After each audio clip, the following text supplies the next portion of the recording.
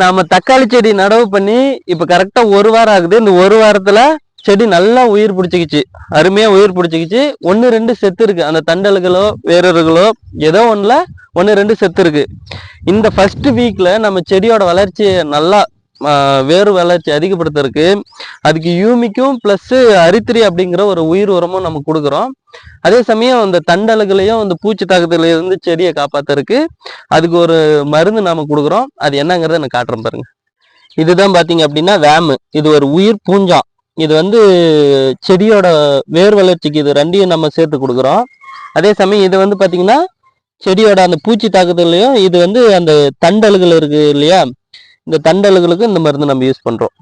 இந்த மருந்துங்களை யூஸ் பண்ணிட்டு இதோட ரிசல்ட் எப்படி இருக்குங்கிறத நான் நெக்ஸ்ட் வீடியோல சொல்றேன். ஒரு 1 வீக் விட்டு சொல்றேன். அப்பதான் இது அந்த செடியில என்ன மாதிரியான தாக்கத்தை ஏற்படுத்துது அப்படிங்கிறது நமக்கு தெரியும்.